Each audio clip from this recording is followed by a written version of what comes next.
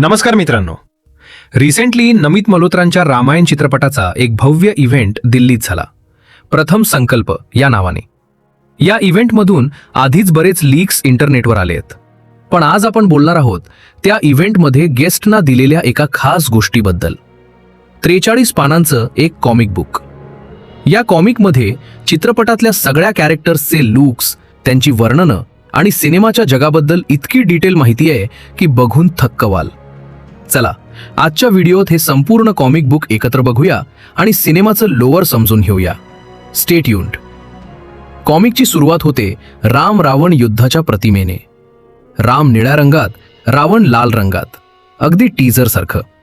पुढे अयोध्येचं भव्य चित्रण आणि रामायणाचा गाभा सांगणारं एक वाक्य. कर्तव्य आणि इच्छा यातलं संतुलन आणि प्रेम, निष्ठा, त्याग माणसाला कसं घडवतात. मग येते हिंदू त्रिमूर्ती, ब्रह्मा, विष्णू आणि शिव. यातला मोठा खुलासा म्हणजे विष्णूच्या रूपात रणबीर कपूर दिसतोय. म्हणजे तो सगळे अवतारही साकारणार असल्याची अफवा खरी ठरू शकते. शंख, चक्र, गदा आणि कमळ यांचं प्रतिकात्मक वर्णनही सुंदर पद्धतीनं दिलंय. एक खास पॅनल आहे जिथे परशुराम रामांना सारंग धनुष्य देत आहेत. पिनाक धनुष्य तुटल्यानंतरचा हाच प्रसंग टीझरमध्येही दिसला होता. आणि शिव, ब्रह्मा यांनी रावणाला दिलेली अभेद्यता आणि चंद्रहास तलवार यांचाही उल्लेख आहे. कॉमिकमध्ये रामांच्या संपूर्ण प्रवासाचा नकाशा आहे. अयोध्या, मिथिला, चित्रकूट, पंचवटी, दंडकवन, प्रत्येक ठिकाणाचं छोटं वर्णन देत. मग येतो अयोध्येचा फॅमिली ट्री. दशरथ आणि त्यांच्या 3 राण्या, कौशल्या, सुमित्रा आणि कैकई. यातून राम, लक्ष्मण, शत्रुघ्न आणि भरत यांचा जन्म. राम रणबीर कपूर, धर्म आणि कर्तव्याचा प्रतीक, एक अद्वितीय धनुर्धर. सीता साई पल्लवी.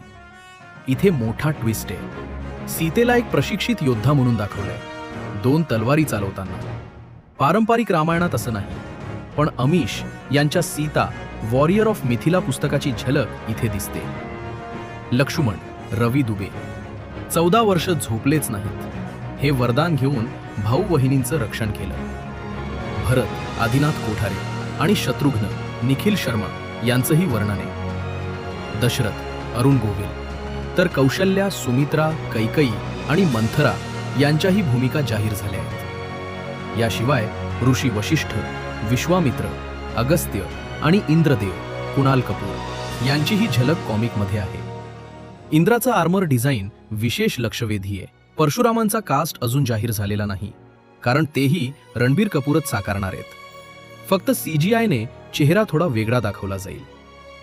सर्वात मोठं सरप्राईज, अनुपम खेर जटायूच्या भूमिकेत. कॉमिकमध्ये जटायू आणि रावण यांच्यातली हवाई लढाई दाखवली आहे.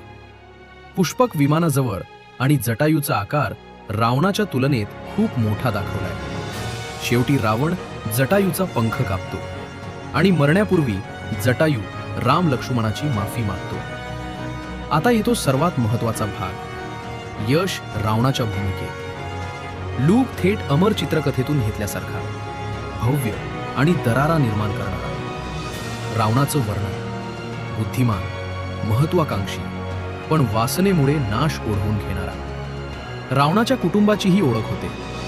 कैकसी रावणाची आई, असुरदेव युद्धाची कहाणी सांगणारी, स्वतः शहाणी असूनही सुडानं पेटलेली. मंदोदरी काजल अग्रवाल, रावणाला सतत समजावणारी पत्नी. कुंभकर्ण शूर्पणखा, जिच्यामुळे संपूर्ण कथानकाला वेग येतो.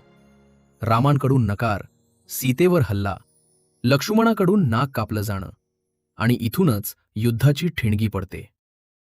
मारीच सोनेरी हरणाचं रूप घेणारा. तारका सुबाहू, विश्वामित्रांची तपस्या भंग करणारे राक्षस. आणि मग दिसते सोन्याची लंका, भव्य, चकाकणारी. तर मित्रांनो, हे होतं 43 पानांच्या या कॉमिक बुकचं संपूर्ण विश्लेषण.